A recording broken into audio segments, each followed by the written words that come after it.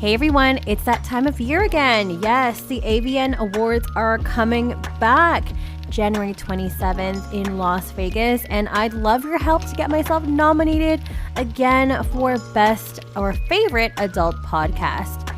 So I can use your help. Go to avn.com/awards/pre-nomination. From there, you can go ahead and select the drop-down menu for Favorite Adult Podcast and type in Stripped by Sia. I'd love your help, and I hope to see you at the awards in January.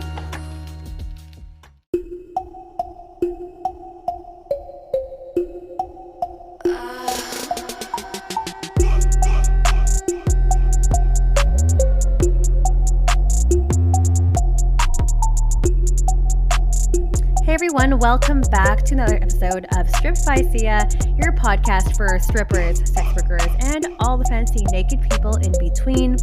My name is Steph Sia, aka Kimchi on stage, aka Sia on camera in the cam world.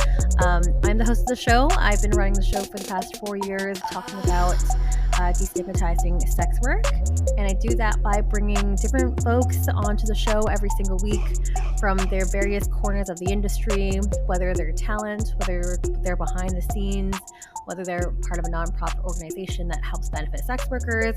I really try to bring as much diversity on the show as possible to really illustrate a accurate portrayal of what sex work actually is. So if you're brand new here, this is what the show is about. I know we have a lot of various people in the audience, whether they're listening to the show as a resource because you're kind of doing research on getting into the industry, whether you are a client, maybe you're a fellow sex worker. I know there's a lot of you out there. But thanks for tuning in. I'm really excited to bring this topic to the forefront today. We will be talking about a number of things today, including the Free Speech Coalition, what that is in the United States, what kind of issues that sex workers face. Specifically, we will be talking about banking discrimination. We haven't talked about that topic in a few seasons, so I think it's kind of good to pick that topic right back up again. And we'll also be talking about PASS as well, which is a performer availability screening services, also based in the States, with our lovely guest. If you haven't read the show notes already, we're bringing Lance Hart onto the show today. And I know you are all excited to chat with her and learn more about her. But before we get started, I just want to say a couple thank yous to those who have subscribed and become a patron for my Patreon. So a lot of you were asking, where do I send donations? Where can I donate to you? How can we help improve the show? You can do that now. I've been doing that for the past year and a bit on Patreon. So you can go ahead and check out patreon.com/strippedbysia. And from there, you can go ahead and check out all the exclusive video access. We have lots of bonus episodes that are no longer publicly available. You can kind of get a sneak peek onto who I'm bringing onto the show, ask your questions privately and whatnot. And all of your funding goes and helps support my website because websites cost money. And yeah, we have tiers beginning at as low as $4 a month. Feel free to go to check it out. It's patreon.com/strippedbysia. And if you do enjoy shows like this and you are, again, one of those folks that are kind of just curious about the adult industry and doing your best to educate yourself, feel free to check out my network, which is Skyhawk After Dark TV. They also house a lot of other adult industry podcasts, adult industry videocasts, and other fun shows as well, a lot of which you might have heard on the show already. So go check them out. It's skyhawkafterdarktv.com. And last but not least, I know a lot of you are also looking at maybe getting a website built. You're starting to emerge online, trying to build your presence. And of course, you might need a website for that. So my friend Anthony Joe of Fox Digital helps sex workers build their websites, whether it's from scratch. Maybe you already have an existing website and you're looking to kind of update, do a redesign, whatever it is that you want to do. Go check Fox Digital out. He's giving Stripped by Sia listeners 20% off. And to do that, you can just go ahead and check out foxdigital.design and tell Anthony I sent you. All right, so we are getting into the main topics today. We're going to finally introduce our guest. I mentioned I am bringing on Lance Hart onto the show today. And if you are unfamiliar with who Lucy Hart is, she is an adult performer, a director, the founder of Nice Feelings, which is an adult production company which prides itself on making queer and trans BDSM porn. Um, Also sitting on the board of directors at the Free Speech Coalition, as well as PASS, which we will be talking about today. And I'm just excited to talk about all things nerdy porn things today with Lucy. So enough of me talking. Lucy, are you there? I am. Lucy, it's so great to have you on. Thanks for joining us today.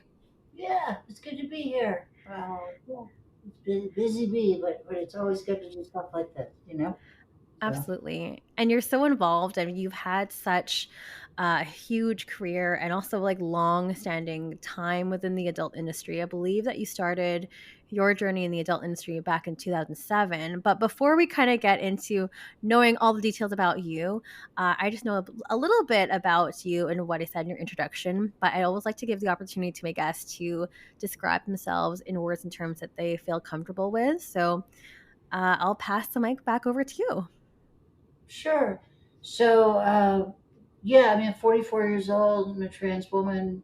Transition started that process about 2 years ago. So for my first 42 years as a guy, um, doing the best I could. And before I was in porn, I tried a lot of careers. I tried business sales, telecom sales, all kinds of stuff, contracting, construction, painting, driving, valet parking, hotels, retail, you name it, 40 All the something things. careers as an underwater aerobics instructor for a period of time. Wow. I was then active in community theater for about 7 years. I was like Mhm. all over the place, just trying to figure out who am I and where do I fit. And Mhm. after it was about 3 years straight of just losing every job I had. Mhm. Due to whatever incompetence mostly. I mean, it just wasn't. I don't know. I couldn't find my way. I was a late bloomer, right? I was like 27 years old, blank resume. I had a college degree. I put myself through college, worked really hard, and got an English degree, bachelor's in English, but it didn't really help me. Just create some debt. Um, Mhm. I didn't really know what to do in my life. I was like a lot of 27-year-olds, I guess, just like Right. what. Where do I? This is not easy. Like I don't know what to. Just constantly in debt, couch surfing, the phone getting shut off, like that kind of stuff, and Mhm. bad credit, all that. And someone asked me to be in a gay porn, and I was like, sure. Okay, yeah, whatever. So I did it, and they loved me, and they were like, wow, you're really good at this. Like I was like, sure. Who wouldn't be like good at jerking off? There's a jerk off. All you have to do is jerk off, and they filmed it. And they were like, no, no, you'd be surprised. Like a lot of people can't do this. You did great. We want you to come back, but we want you to have Mhm. sex with guys in the next movie. It's going to pay a lot more. I was like, okay. So they signed me an our contract, and for the next 2 years, I worked for Sean Cody. It was at the time, it was like a I don't know if you think like Brazzers but gay porn. You know what I Mhm. mean? Like the cookie cutter, like very clean cut, Yes. pretty gay porn. So I did that. I was a Sean Cody boy for a couple of years, Couple years. and I tried other jobs while I was doing that. I was doing finance, debt consolidation, more construction, more sales, advertising sales, computer consulting, like cloud consulting, where everybody's moving to the cloud back then. Doing Mhm. that. Salesforce, the CRM, I was like an expert in that, so I got certified and trained businesses, sales teams how to use that, but failed at everything I tried with that along the way while I was doing the gay porn on the side. And Mm. eventually, a couple of my friends that knew me really well, they were like, "Why don't you just do porn? Like it's the only thing that's working right Yeah. now. Nothing else works." I was like, "Well, I want to have like a weird life. Like I want to have a job I can talk to my parents about. I want to like I don't know. At the time, I was like, I want to get married one day. I don't know. Like I can't just be a porn person. And Mhm. but I didn't there's nowhere else that I fit. And whether nowadays we talk more about mental health. Maybe I'm autistic or maybe bipolar or maybe schizophrenic. I don't know. But I mean, I've been diagnosed with all those things, right? Mm-hmm. When I was a kid, I was diagnosed retarded because that's the words they used in the 80s. Right. And then later, I was diagnosed as a genius. And then Oh. later, I was diagnosed schizophrenic. And then later, I was diagnosed bipolar. And then later, ADD. And then borderline personality disorder. And then anxiety. Then Wow. depression. And then, you know what I mean? So, something. I'm something, right? But Mm-hmm. whatever. All I knew is I didn't fit in any office situation or construction zone situation, like socially. I had a Right. lot of trouble masking my things, my things that make me a little different. Um, and I was, I don't know, didn't work out. But in sex work on a porn set, you just have to like act like a human being for like 6 hours, you Yeah. know? And you can, that's the hard part for me. It's just like be like socially normal for like 6 hours and then fuck people and do good at that and be nice to everybody. Mm-hmm. Um, and if you can do that, you can do pretty good in sex work. I mean, the bar's pretty low, you know what I mean? Yeah. Depending on what Totally. it is, it's a modeling job. So anybody can do it who looks like anything. But if the more you look like what Instagram likes, you know what I mean? Like you look like Mm-hmm. that aesthetic, the more money you're going to make. So Right. that's the job. Get as sexy as you can, show up, be as human as you can, work hard, fuck people, and you're going to do okay. And that was the path I was on, and I enjoyed it. And Mm-hmm. because I had done all those other jobs and worked for so many startups, and it's like, well, I'll just start my own porn company. And also at the time, I was a guy who preferred women, but was totally cool with fucking guys. I like trans women and cis women. That's like Mm-hmm. women too. Um, but fuck guys, I have no problem with fuck guys. I enjoy it. It's fun. It's just not where my heart is, right? Mm-hmm. Um, but because of that, I was blacklisted from most porn because I was a crossover. It's what they called a crossover at the time. There's a lot of Oh, homophobia in the industry until just a few years ago. And really? because I had done gay porn and straight porn, and because I mostly dated female porn stars, that's like who I hung out with, so that's who I'd end up dating. Um, emails would go out every month, like blacklisting Lance Hart was my name at the time. Like, do not work with Wow. Lance Hart. This has come from the agencies, like OC Modeling and ATMLA, LA Direct. They would each individually blacklist me every month and say and send them Really? to every producer they had and every model that worked for them and each other's models, just letting them know whatever you do, don't work with Lance Hart because he does gay stuff and he hooks up with trans women. And like that was, Wow. I was like, that's terribly transphobic and homophobic, but Totally. okay. Yeah, that was how it was. And that's how, and the women I dated in porn, most of them, they were told by their agents or people they worked with or their friends, don't tell anyone you're dating Lance Hart because you won't get booked again. You'll get blacklisted. So that's what Wow. I was like, well, this sucks. Finally found what I'm good at, and I'm not welcome here. You know what I mean? Yeah. So, so I was like, fuck it. I didn't want to give up. wasn't ready to die or anything. So I was like, well, I don't want to be homeless. I'll just make my own porn and figure out how to make that make. Mm, So I started doing that. I gotcha. was making porn at the time in 2007, 2008. We didn't have OnlyFans or mini vids or I want clips. Mhm. Porn didn't pay you at all. Um, Yeah. so it's kind of clips for sale was it. That was like the game. You Right. did our clips for sale. So I played the clip for sale game and I studied the trends and like I would do with any of those other software gigs I had or whatever. I was like, well, let's apply that shit to this. And, Yeah. um, I read some books about efficiency and other businesses, other industries like auto manufacturing, and there's a lot of math that goes into industrial stuff. Like how do you Mhm. make a car? You got one person making the bumper, you got one person making the wheels, you got one person making the engine. And at the end of the day, you got to make a fucking car and sell it and make a profit, right? Right.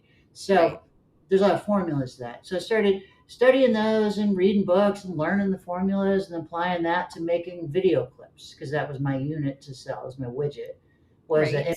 MP4 file essentially, right? So Mhm. how do I make these MP4 files that make a profit and everybody's happy and everybody's well paid and everything's ethical? That was like my thing, right? So I just Mhm. did that and I would continue to get blacklisted, but then over time, I got pretty good at it and I started making some good money. And I was like, no, it wasn't the number one, it was the number two store on Clips for Sale for a long time. Wow. So I was like up there, and people wanted to know what I was doing. Like, how is he doing that?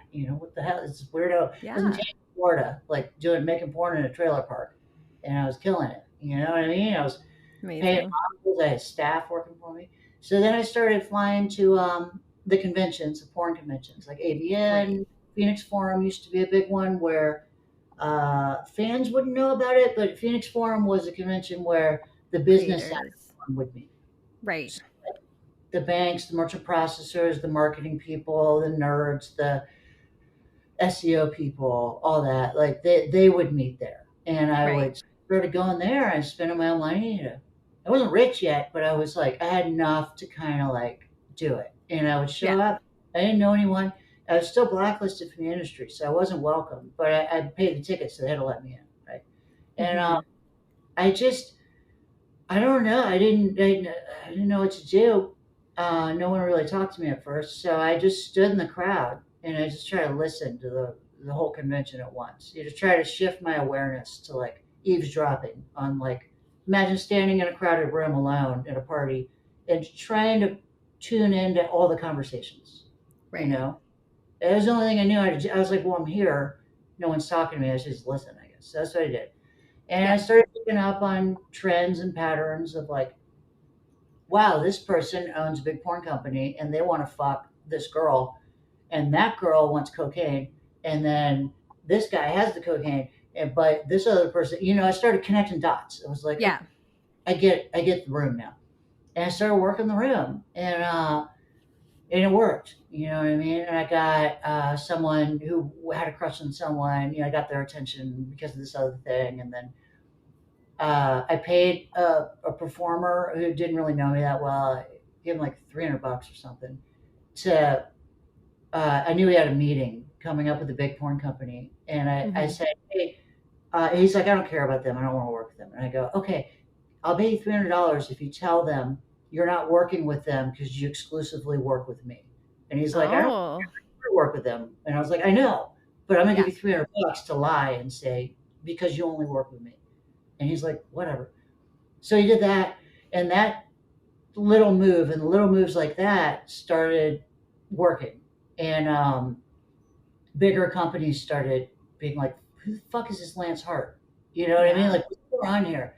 Um, and it caused a little ruckus, but it worked. And I was able to uncover how to do the hosting and how to do the marketing and how to do the SEO and how to do email marketing, which is a whole email marketing in porn is a whole job. I mean, that's Yeah. like a whole, you need staff to do it. It's not as easy as uh, click send.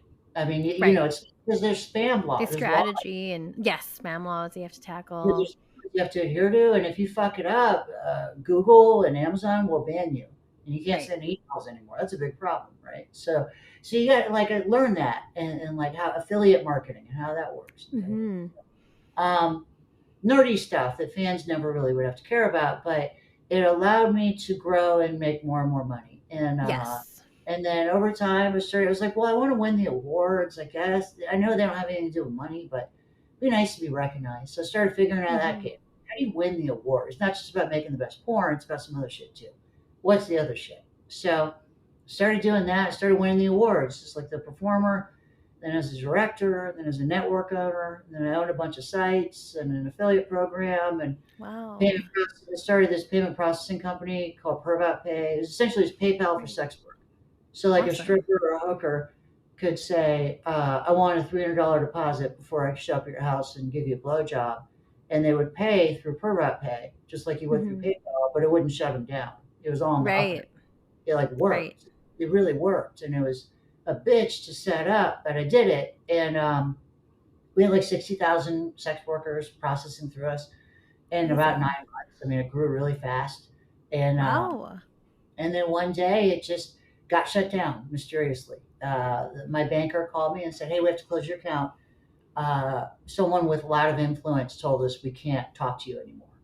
And I was Oh like, my gosh. "Okay, It's well, what's that?" devastating. Weird. Um, Yeah. and I'll never really know what that was, but I know it caused banking trouble for me for a long time. I didn't do anything illegal. Totally. Everything was on the up and up. I was honest all the way through that daisy chain of banking. It was a long daisy chain of This bank takes a transaction, this bank processes it, this bank moves it over here, this bank. But it wasn't sneaky. Everyone knew it was up. It's just that's Mm-hmm. the rules of banking and how I had to do it. So that's how I did it. But anyway, that got frozen. And it was whatever. So I'll just keep making porn. Just making porn, doing that. And then I got active with the Free Speech Coalition because that's our porn's trade association. Um, Right. and most people don't they don't need to know what a trade association is, right? So I'll just define it. Yes, Um, please. I'll give you an example. So imagine the diving board industry. Like some companies make diving boards, right, for Mm-hmm. pool, right? They certainly have a trade association. So the reason, say you make diving boards for a living, or you sell diving boards, or whatever, Mm-hmm. you install diving boards, you would pay your dues as a member of that industry to the trade association because when somebody breaks their neck on a diving board, you don't want to get sued for it. You want them to sue Right. the trade association who has Mm-hmm. insurance and is connected to the government. And the government recognizes that trade association as the thing to fuck with. Right. And then that trade association has lobbyists and if a new law comes out where like we're banning diving boards in the state of Missouri or whatever, Right. um, they have to tell someone that they can't just like tweet it. You know what I mean? Yeah. Like they have Yeah. to do something legally, so they interact with the trade association. Does that make sense? Ah, yeah, It's, that's a great definition because, not a lot of people are aware of the FSC. And also yeah, there's a lot of listeners as well that are outside of the USA, including myself. I'm in Canada, but also a lot of people that listen to the show that might not know what that is. So thank you for that great explanation on that. so Makes a that's lot of what yeah, sense. FSC is the Trade Association for Sex Work. So Hmm. porn, stripping, whatever, all of it. Um, and we mostly, because we get our funding from donors, it's Hmm. mostly porn companies Okay. donating to us. But it's it's a mix of everything. And when uh, a new law comes out, or say banning porn in Louisiana, or age verification is now allowed Right. in Louisiana, where you Yeah. can't look at porn unless you can prove that you're over 18. And there's no system in place to prove that you're over 18 on the internet because no Hmm. one's invented it yet. Like any kind of a Right. thing to show your ID, like you would at a bar. Like we don't Hmm. have that for the internet yet. So Right. essentially, you just can't look at porn in Louisiana. That's the Free Speech Coalition, the FSC, that's the trade association. That's our problem. Like we have to solve. Hmm. So the government reaches out to us, we reach out to them, and then we report back to the industry. Hey guys, here's what's going on in Louisiana. We're working on this. I don't know. We're trying to figure it out. And then we have Hmm. lobbyists in place that deal with those people, and we have lawyers, we have insurance, and Hmm. that's our thing. So banking Wow. discrimination, law changes, regulations, stuff that affects our Sex industry workers. Yeah. is we're the thing that does that. Now porn does not have a union like SAG is a Right. union. It's been in the For news a lot for actors. strikes for Right. mainstream film. Porn doesn't have one of those. So Mhm. a lot of people think we should, and I could go either Mhm. way on it. Yeah. If sex work had a union, it could be cool because we could have some power, right? Right. But sex workers by nature aren't the most unified. You know what I'm Mhm. saying? Like most Yeah. strippers don't. You couldn't name every stripper in your town, probably. You know what I mean? Yeah. Like you might know who you've worked with at your club, Yeah. but you're not going to unify with every stripper in your town, and then in your state, and then in your country. Um, and try to fight something together because you're just doing you show up to work to try to pay some bills or whatever. You know what I mean? Yeah. Like Yeah. sex worker, you're busy. I mean, you are busy. So like Totally. we don't unify, and we're also competing with each other constantly. So uh, Right. so we don't have a union. We have a trade association. There is a thing, the APAG, Adult Yeah. Performance Advocacy Guild, which Yes. uh, it's a Twitter account. It's really cool. Alana Evans runs it, and she puts a lot of Yes. work into it. Bless her heart. Um, it's a Twitter account. Is what it is. It's Mhm. the beginning and end of it. Okay. It's useful because it's a big Twitter account, and people listen to it. And Yeah. to kind of unify on and collaborate with things and talk about stuff, but um, Definitely. it's not an official government recognized entity. From my Gotcha. it might be now. I don't know if I don't know. I mean, it's hard to become a union, and then in order Totally. to be a union, you have to have members of your union that pay dues. Yes. How many people Yes. pay dues to the APAC? None, right? Like maybe a few. I don't know, but certainly not anyone I know. You know what I mean? Uh, Mm-hmm. Meanwhile, and then there's APAC, which is also cool. The Adult Performers Advocacy Committee, I think. Committee. Uh, Yes. Very helpful, very useful. Um, it's a small group of volunteers who I respect a lot, and they're great. And they try in their own time to help advocate for performers, and that's Awesome. cool, That super is cool. cool. Not officially recognized by the government, not the trade association. Does not Mm-hmm. lobby. Can't doesn't have might have a lawyer. I don't know, but you see what I mean? Like it's not. Mm-hmm. It's good. I'm not knocking it. It's a very good thing, but in terms of what works and what's real. Laws get changed through Right.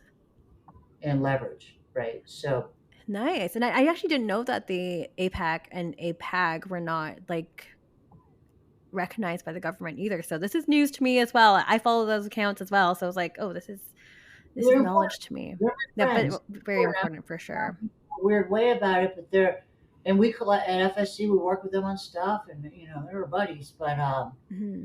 it's not like we're at FSC's. There's no better. There's no comparing. I'm just saying when a law changes, the FSC's the official thing that has to deal with that. And the Right. APAC are super crucial because a lot of performers follow them and interact with them, and they can pull Hmm. data, get the word out. What will get the feel on the pulse of the industry? Like, what do you guys want from this law? Like, what would you like to see change?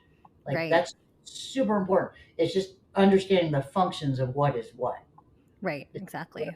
less. Quick question, Lucy. Because we were talking briefly about unions as well. What is, and for those who don't know, like what is the difference between a union and a trade association? So I don't know if I could define a union, but essentially, if everyone in porn, if we did have a union and everyone in porn joined it, and you couldn't get work unless if you were in the union, Hmm. like you couldn't have an OnlyFans unless if you're in the union. It was hard to visualize. I don't know how that would work, but that's how it would have to Hmm. work to have a union, right?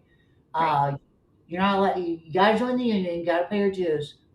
In return for everybody paying their dues, uh, You the get union would protection. fight on behalf of us. And say Right. Bank of America starts closing down a bunch of bank accounts, the union would go have leverage against Bank of America. And they'd say, look, we're like millions of people.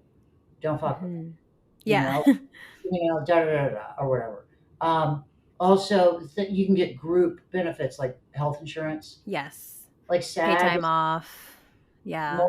Most, most mainstream actors are in SAG, so they get health insurance. Right. And they pay their dues, whether they like SAG or not. They pay their dues, and then they get the health insurance. They get the benefit. That's cool. That's a nice thing in the union. And Totally. then if something happens on set that's unsafe, they have a union rep they can go report to, or they say, "Hey, I wasn't paid, or I didn't get paid overtime." The Right. hell, their union goes and fights for them. We don't have Right. that in porn because anybody can just, if you're over 18, you have an ID, you can join OnlyFans, and you can Hmm. get a porn account, and you can have a phone. You're a pornographer. Hmm. You know what I mean? We don't have a barrier like that. Does that Gotcha. Yeah. No, that definitely makes sense too. And I know like there were a couple strip clubs that unionized over the last year or two, which is, in my opinion, a really great step per progression. Maybe we can also talk about like why people might not be interested in unionizing and why people are for that. Because we did mention a couple benefits well, a couple benefits, but some positive things that come with unionizing. But I know, like, at least in the strip industry, I also work as a dancer as well, where I am. There can also be a lot of pushback from joining a union. People really like to have their independent contracting and their freelancing and their flexibility and their quote unquote freedom. But perhaps if we have time to chat about that, that would be great as well. Well, yeah. I mean, I think it's kind of a moot point though for sex workers because there is no union to join, and then you're good luck convincing someone, hey, you're gonna have to cancel your OnlyFans and lose your only revenue stream, even though you're a single mom. This is your only way to pay your bills, unless if you pay me some dues. People are Good luck. not happy with that. Yeah, Yeah, like that wouldn't fly. that. But hey, if you pay these dues, we might be able to one day possibly get you health insurance, Yeah, right? one day though, it's like not a guarantee. Yeah, because it doesn't exist yet, and those roads haven't been built yet. Right. So then, if you're the single mom who has an OnlyFans, you're going to say, "Well, I'll just pay for health insurance. I'll do Medicaid. Figure that Mhm. out. Like, why would I do Right. your union?" And then we'll Right. fight on your behalf. We'll fight. We'll help make sure OnlyFans pays you right. Okay, well, how are you going to do that? Well, we don't exist yet, but one day we will, and one day OnlyFans will care about us. Meanwhile, pay your dues, or you have to Mhm. cancel OnlyFans account. Right? See what I mean? Right. It's going to Yeah. happen. It's It's not. convoluted. Totally. Totally, that makes sense. Also, talking about some of the issues that the FSC deals with, you also mentioned banking discrimination, which I know that you yourself has also faced, and also with your company Pervout. Perhaps we can talk about that because this is something that affects many sex workers, and finding a banking institution that will take care of you and will not keep your funds, suspend your account, close your account, etc. Those are just a few examples of what can happen to Sure. people that work in sex work, but let's definitely maybe dive into that topic. Yeah, so the short answer is there's no bank or credit union where you can put your money if you're you or me, a Mhm. stripper, sex worker, someone with an OnlyFans, someone who's ever had an OnlyFans in the past. Maybe you don't have one anymore, but you did, or you worked at a strip club for a year once, 20 years ago. If the bank finds out, they will close your account and they will freeze your money, and you won't get it until they're ready to give it to you. And there's no Right. law that says they have to give it to you at any certain. They have to give it to you eventually, but they can take years if they want. If that's in when you sign up for a credit union, bank account, whatever it is, this is in any country that I'm aware of. I've looked in the Netherlands, I've looked in Germany, I've looked in Portugal, Canada, Mexico, America. So I haven't looked at all the countries, but I looked at a lot of countries, Hmm. even countries where sex work is legal. Um, like you can be a hooker in Amsterdam, right? Right. But in Amsterdam, you can't have a bank account if you're a hooker, right? Does that make sense? Hmm. So Nope, like that in the makes sense. so um, it is just globally accepted that even legal forms of sex work, like all the ones that nothing illegal about it, should not be allowed to have bank accounts. Hmm. That's the rules that we're dealing with. So there's Yeah. no now that where it's confusing. Is, you know a lot of sex workers. I know a lot of sex workers. Pretty much all of them have bank accounts, right? Hmm. So what gives? Well, they don't. The bank account doesn't know, right? Hmm. But one day, for any you, me, anyone, some data could move one way or another, and someone at that bank says, "Oh, we got a sex worker here. Freeze their account. Hold their money." So we're Right. all at risk for this at Totally. all times. There's no currently there is no like, oh, go do this. That's what you do. There isn't one. Yeah. So unfortunately, you kind of need digital money at this day. Hmm. My landlord doesn't take cash, for example. Like I'm Mm. most don't, right? Like most, they want a cashier's check or a wire or ACH or a credit card payment or something like that. And my Right. credit cards don't take cash really. I Yeah. looked it up. You can go to Walgreens, they can pay a fee, and I think $500 at a time I can make a payment to any online entity, and they'll process it for me. It's like a Western Union kind of situation, Okay. um, and that's kind of where we're at Hmm. uh, currently. So what's being done about that? Free Speech Coalition has some lobbyists in place. Um, they're fighting the good fight. They're trying, but it's like one guy. You know what I mean? And that one guy doesn't really have any clear answers on, well, like, where do I go? Who do I talk to about this? Do I Right. talk to the rumor is this is the Department of Justice putting pressure in America's Department of Justice putting pressure on the banks. But what does Mm-hmm. that really mean? There's someone that works in a cubicle at the Department of Justice, which I used to work in an industry that sold litigation support to the Department of Justice. So one of my clients was the Department of Justice. So just by Huh. coincidence, I have talked to many people who work at the Department of Justice. There's no one building in Washington, D.C. that is the Department of Justice. It's all kinds of office buildings, they're spread everywhere. Right. They have a few offices here in this building, they have a few offices there. And they were my client, I would figure out, oh, which Department of Justice office am I going to today? You know what I mean? Mm-hmm. So imagine you're a lobbyist and you're trying to figure out who to call and there's no directory, you know? Right. Like who's in charge of banking discrimination against sex workers? It's not like a role or you know what I mean? Yeah. So we got someone working on it, but he's just like asking anyone he knows, basically. I mean, like, guys, does anyone know? Like, is it even the Department of Justice putting pressure on the banks that's causing them to? Because when it does happen to you, you'll just one day you'll try to log in your bank account and it won't let you in. You'll be like, oh, Mm. phone number will appear on your screen. This has happened to me 4 times already. Okay. Citibank personal, Citibank business checking, Wells Fargo business checking, Bank of America business checking, and Bank of America personal checking have all shut me Wow. down. First Entertainment Credit Union has shut me down. Um, Dang. there's a few others. Small internet banks have shut me down. So just it's Mm-hmm. always the same. Which this is the weird part. No matter which bank it is, credit union, small internet bank, big one, same exact thing happens. So that's why we think there's some entity that is dictating how this works, right? Totally. Otherwise, they would do it a little different at Bank of America than they do at the credit union, right? Mm-hmm. But same process. Try to log in. Sorry, your account has been closed. Call this number. Oh You call the gosh. number. You wait on hold. You finally get someone. They're overseas and they're doing the best they can, but they don't really Right. understand what you're saying. You don't understand what they're saying, and they're trying. You're trying, and then they lose the connection's bad, and you get hung up on. You're like, Oh gosh. okay, No. call again. And you eventually get through to someone and you're like, hey, my bank account's closed. Okay, they have to verify your identity. So they go through that. And in the Mm-hmm. process, most likely you're going to get disconnected and they're going to hang up on you. And then you're going to try to call again. This has So been my. frustrating. So then after a few days of this, any waking hour you have, any spare time, you're on the phone with the bank. You might go into the branches asking for help. And they say, oh, wait in the lobby. We'll have someone talk to you as soon as we can. But then the bank, I've done that. And the bank eventually closes and they say, you got to go. Oh my Sorry. gosh. Like what?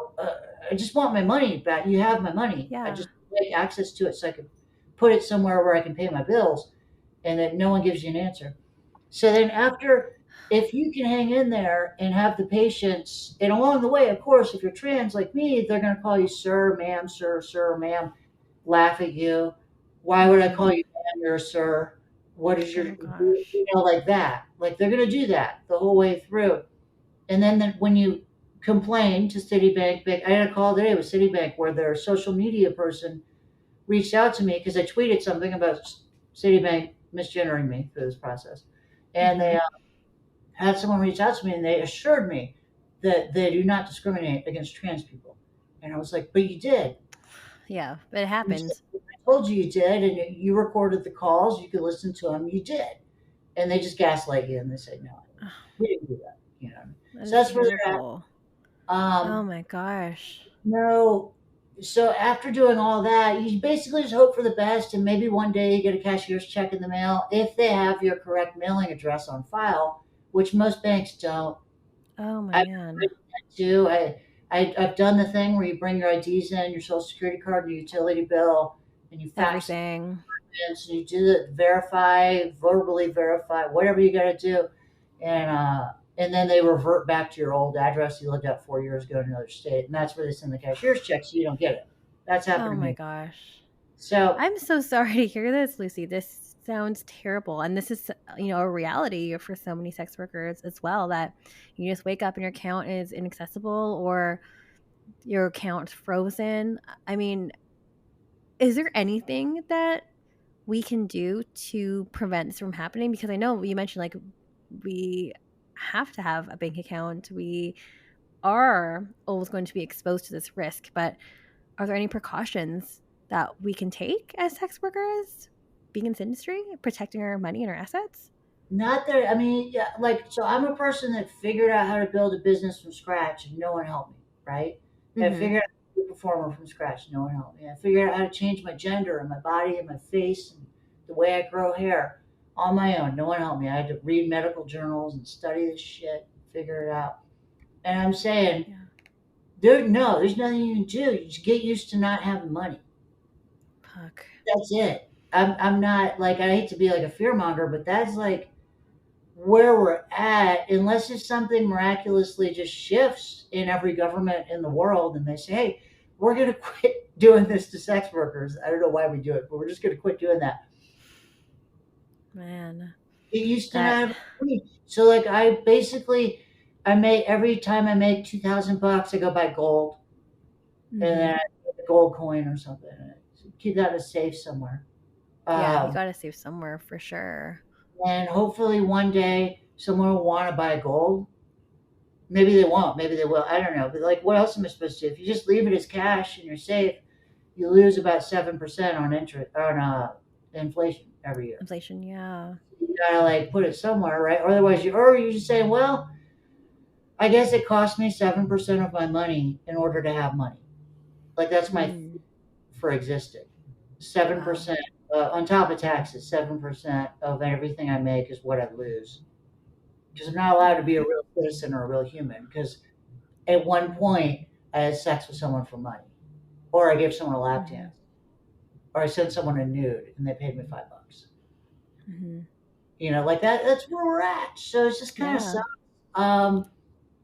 I don't know, but I'm over being upset about it. I mean, it's just kind of like I just like to tell the truth about things. So uh, Yeah. And like we have these, this is why we have these conversations. They're so frank, but it really is super transparent because, yeah, this is what happens to a lot of us. And it really puts us up against a wall in terms of like, what are we supposed to do from here? And I've also had other friends of mine who have had their PayPal account frozen or they can't access their funds or their bank account shut down and they're just like, what do I do? There's no one there for support. There's no one there to help. And then sometimes you just have to cut those losses and start yeah, from scratch. And that is a thing. you move on. At this point in my life, I'm 44 years old. So I'm basically saying to myself, all right, I'm gonna have to eventually pay off all my debt from transitioning. It cost me about $1 million, so like that's a lot of debt I got to pay off. Um, so pay off that debt, and then I got to get enough money together to buy some kind of house and property to live on, Mm-hmm. um, and then enough money to live on the rest of my life. Like, how do I retire? Because Right. I'm not at retirement age, but it's coming. It's visible, right? Mm-hmm. Um, So I'm just looking at places. I live in America, so I'm looking like in the Midwest, like Michigan, Ohio, somewhere cheap Yeah. where I can live and like possibly, like realistically, I think I can make 200 grand and put it away and buy gold or whatever, and then eventually figure out a way to turn that into I'm buying a house. You know what Yeah. I mean? Like, but there's Yeah. maybe I have to buy a farm and just live off the land, like Yeah. food. Um, but That's it. there's no That's a goal no for a lot of us. or I could possibly marry someone who has a bank account and has all that kind of stuff, but then they're susceptible to getting my problems, right? Because they would be Mm-hmm. Yeah. now you're with a sex worker, we're shutting down your account. See what I Right. mean? Yes. They don't want Yeah. that. I wouldn't want to do that to anyone. I don't Yeah. want to It's a be trickle down effect. so. It's looking Mm-hmm. at the survival. I'm very fortunate. My version of survival is kind of okay. Like I'm able to get out there and make money. I just Mm-hmm. uh, how do the work I have to do to use that money is hard, but It's a lot. accepted. Yeah, Um, it's challenging for sure. so people will, as I've talked about this on the internet, people will say things like, "Oh, I just use a credit union and I'm fine." Well, good for you. That's cool, but you should know you're not safe. Eventually, they could and probably will just freeze your account and take your money. Yep. Uh, oh, I Yeah. use TD Ameritrade. They're sex work friendly. Read the terms and conditions. They're not. Yeah. They don't use what's called the check systems, which is the entity that banks look at to see if you're good or bad, basically.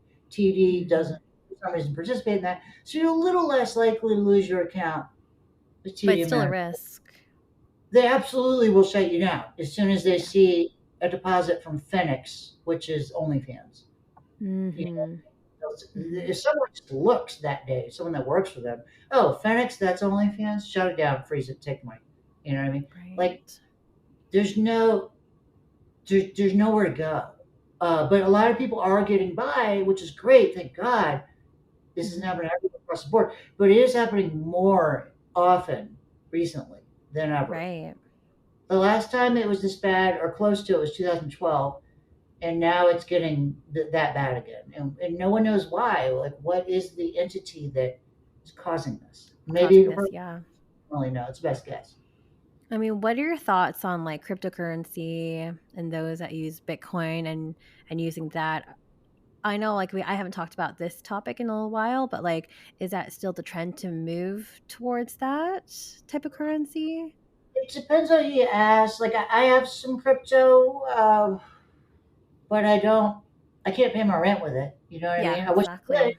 If I could, I would use crypto. If I could go to my bodega, I live in New York, so I have a bodega. If I could go to my bodega and get my chopped cheese sandwich with crypto, I would just switch to crypto. That'd be so easy. Totally. But Totally.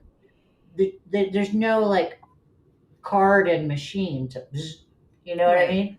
Yeah. If I want to pay someone with crypto, I have to like figure out their wallet code and copy and paste and send a thing. And there's like three other steps. And then maybe it worked, maybe it didn't. And then I have this feeling of like, did they get paid? Did I just lose my money? Did it just like Yeah. disappear? It's And not then they're like, commonplace yet. did you just scam me? Like, what's going on? We're not there yet. Yeah. Um, but It's good I to hear. talked to a lobbyist 2 days ago who said, well, actually, the government is looking, the U.S. Treasury Department's looking at abandoning the U.S. dollar since we all know it's fake anyway, and just moving to crypto, just creating a cryptocurrency that is the U.S. government's crypto. And it's Interesting. not official, but that there's lawmakers trying to make that a thing. Oh, Now, there's okay. lawmakers trying to make a lot of things, I was gonna and say. right? Like there's always bills on getting presented, they get shot down, and they squeeze Yeah. them into the budget bill, and it's like a whole thing. But there's people talking about that, like serious congressmen and senators and stuff that are like Hmm. leaning that way. Like, look, we all know the U.S. dollar isn't backed by gold or anything; it's all fake, it's overinflated. When are we going to just Hmm. call it what it is, and then at least create a cryptocurrency that's based on math? You know. Right. Right. So maybe we'll get there, and that would be We'll interesting. But see. then that'll be regulated, I would assume, just like U.S. dollar is, Yeah. because we can't even use crypto.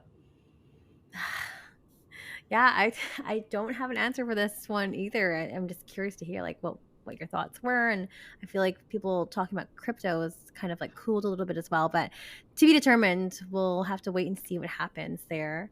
Um, Lucy, we also want to speak about Pass as well because you're also on the board of directors for Pass, and it's also Yeah, related with the FSC. But for those who yeah. don't know, like maybe you can kind of define what Pass is for the So audience. oversimplify it. PASS is the entity that is in charge of our STI testing, like Hmm. testing for diseases before we work with each other. So Right. PASS is what says. Generally, like the going thing is if I have a 14-day fresh test, like I got my test within the last 14 days, and it tested for all the what we call a full panel, meaning Hmm. HIV, hepatitis, all the things, right? Hmm. Gen now, all of it. And you have that, and I have that, then we can safely, quote unquote, safely do fluid exchange, and we'll be okay. You Right. know, um, that's what PASS does. Is we're the ones that do the research to like figure that out. You know, why Mhm. is it 14 days and not 13? And why is it not 15? And then Mhm. why did MGen have the new STD called MGen? Why is that a part of the thing? Or should it be? Should it not be? Mm. NAS is in charge of that. But that's just the entity that decided to take that on. And it's hard to explain. if it's part of the Free Speech Coalition or not. At one point, it was Yeah, I the think Free that's how Speech was born Coalition at some point. pass, right? Mm-hmm. Pass broke up. We broke pass off to separate it for nonprofits. There's a thing called the 501c3 deal, which I'm not great at explaining that part, but it's the regulations around how do you become a nonprofit and how do you keep your nonprofit status. Oh, okay. For some reasons, we had to break pass off and make that a separate 501c3. Okay. You know, Gotcha. later some regulations changed, and then it made more sense to bring it back into the FSC. So this is all Mm-hmm. shit that performers and stuff don't really need to care that much about, except for Mm-hmm. knowing what pass is kind of handy because you're like, I need to make sure I have a pass test, right? Like a Right. test. I don't know. They put the work in and the science to figure out what keeps me safe. Maybe I should listen to them. You know, Totally. And but no one I don't know has if to. There's no rule. Like again, we don't have a union. We don't have regulations. So you mm-hmm. can totally go fuck someone without a test, and no one. I mean, you're not. No one's gonna come beat down your door. But we're kind of the thing that people who want to do the safe thing, they would check in with pass. Does that make Right, sense? totally. Yeah, that's definitely making sense. And this is like, again, only in the United States, because I know that I've definitely had questions before, especially for those who are working in Europe and are also curious about what the testing policies are in the States. I don't know if you have time to talk about that now as well, like what kind of test would be mandatory, what is considered a full panel test. I know that folks had questions about that before in the past, but I don't know if you have the ability to talk about that right now. Sure. So, and I'm not the medical expert person on the board. My job on the board is I'm the person who's made porn and been in porn a lot. Yeah, So, like, when they need to know, for example, MGen, microplasmum ghana, but I'm not even going to say it right because I'm not a science person. that's okay. Relatively new. People just started talking about it recently. And Mhm. then for a little bit, we were saying, well, does that count as an STD or is it just a bacteria thing? Like a Mm, strep right, throat. We don't call strep throat an STD. But right. if you get someone who has strep throat, you're going to get strep throat. Or Mhm. if someone has strep throat and they go down on you, you're probably going to get an infection, Right, right? But we right. don't call that an STD because it's not, right? Mhm. But it is. So MGen is kind of like that. It's like you can get it from sex, you can maybe not get it from sex. You have sex, someone has it, and not get it, or you could have it and never have symptoms, never pass it on to Oh. anyone, but you test positive for it, or you Mhm. could, it's real loosey goosey because we don't know much about it yet. So pass Mhm. that. Hey, well, are we going to include this in the full panel? Are we going to require that everyone, in order to say it's a pass test for MGen? And Mm.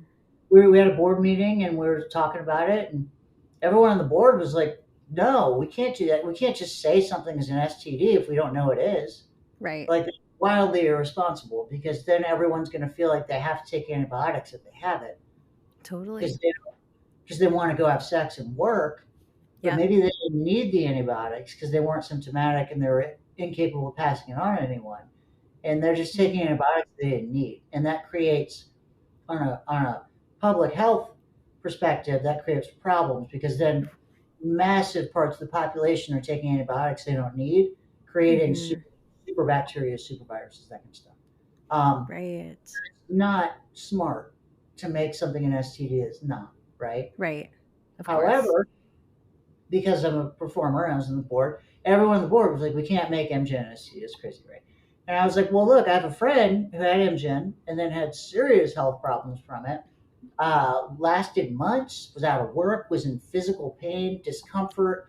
It was Wow. itchy, it hurt, affected her relationships, affected Oh. a lot of things, all because she had Mhm. it. And after that, she's never going to work with anyone who works with anyone who doesn't test for MGen.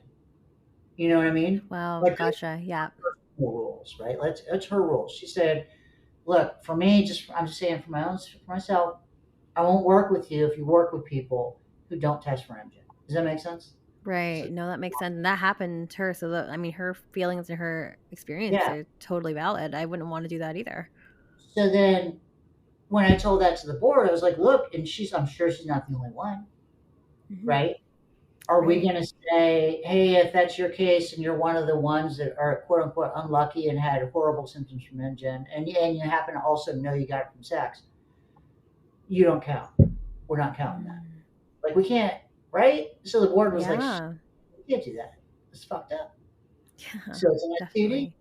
So boom, boom, boom. We voted. Now MGen's an STD. So that's how pass works. We just figure. So yeah, so there's a bit of a process that goes on with that, but at least it really keeps you up to date with all the current issues that are going along with testing, because obviously testing is mandatory to be in the adult and to be in porn at least. So Well, yeah, it should. I think it should be mandatory. But again, we don't have a union. We don't have anyone regulating us. So really, it's not. Lots of people make porn mm. no test. You know what I'm saying? Yeah. A lot of people do. Now, if you want to go to LA and work for like a straight company like Brazzers or Gamma, like Adult Time, something like that, Mm-hmm. yeah, they're not going to let you work if you don't have a current test, right? You're not Right. going to get paid. You show up, they're going to say, hey, go home. We're going to find someone else that has a clean test. Sorry. Bye. Totally. Um, but say you have an OnlyFans and you don't live in LA. Maybe you live in New York and maybe you're a gay man, right? Mm-hmm. You have HIV. And that's not stigmatized if you're a gay man. You have HIV, you take your meds, you're fine. You're not contagious, right? You Mm-hmm. can't pass Yeah. it on. Viral load is so low that you're safe. You're safe to work with. But you Mm-hmm. go to talent testing in New York because it's the only option to get your pass test. And talent Mm-hmm. testing says not cleared for work because you have HIV, even though you're not you can't pass it on to anyone. You're safe right now. Your viral load is low. Right. We're going to put it on the top of your test, not cleared, right? Mm. That gay man is going to say, "Fuck that. That's rude. Telling me I'm Mm-hmm. sick when I'm not, and I'm responsible Right. for my med." I So can see I'm where you're just coming gonna. from. So if you're that guy, you're just gonna like take your meds you take for HIV stuff, and you're gonna make your own calls and like who you think safe to work with, and Mm-hmm. occasionally you're gonna get gonorrhea or one of the other ones, and you're just gonna take your antibiotics and knock it out. And Mm-hmm. that's the norm in that world. Right. Meanwhile, we have the straight world in LA who's very different standards. Who Yeah. when they hear about that, they're like, "That's wildly irresponsible. How could they?" But they don't know what it's like to be a gay man being told you're sick. Right. You know, and that sucks. Yeah. So it's just different. It's one of the reasons why porn doesn't have unions. You know, because we're Yeah. so spread out and so different. Like I was a band Totally. model working more than most people work. Period. But I was banned, blacklisted. But I was still working That's more just than everyone else. wild. So like Yeah. we're not really unified. You know what I'm saying? No, yeah, there's still a lot of division, it sounds like. And of course, like I'm aware of what I'm aware of, but these are all new issues or issues I hadn't heard of in a while that are still ongoing to this day. So I'm really glad that you're able to bring it up and just be transparent about this conversation because, again, I feel like maybe my listeners are not aware of that either. So, I mean, this conversation has been completely insightful. Um, Before we let you go, though, Lucy, because I can't believe it, the hour is I'm already up. I'm already like kind of looking at the time. Time just flew by. But before we let you go, where can we all find you if anyone wants to have questions or wants to reach out to you? Where's the best way they can get in contact Sure. with you? If you go to lucy'sfunlinks.com, it's easy to remember. Hmm. That has all my links to everything. You know what I mean? You can Hmm. find all my OnlyFans, my Pornhub, my email, like all that. My blog is called lucyhart.com, but then people got to spell heart right, Hart. So just lucy'sfunlinks.com. Easy. Gotcha. You can get it all. Perfect. Social media, all that. It's all going to be in there. And everyone else, if you're listening at home, if you found this conversation really interesting and you want to reach out or talk with us, please reach out to Lucy there. You can also reach out to me at Stripped by Sia on Twitter, Stripped by Sia podcast on Instagram. Again, if you want to be on the show or try to pitch yourself to be on the show, I'm always accepting uh, lots of your pitches. I read through them all. You can do that by checking me out at strippedbysia.com and filling out the contact form there.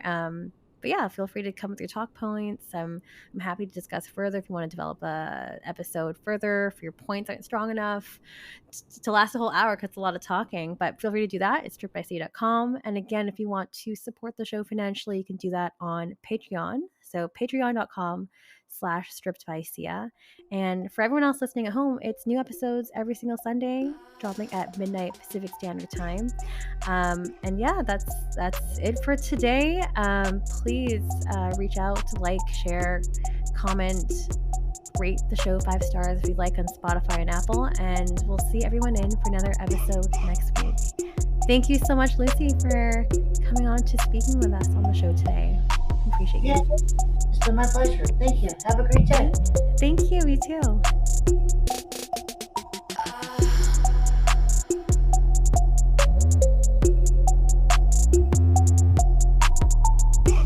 You're listening to Stripped by Sia, hosted, produced, and edited by Steph Sia. Music by Ted D. Graphic design by Maria Bellandarama, and photography by Ian Dabrin.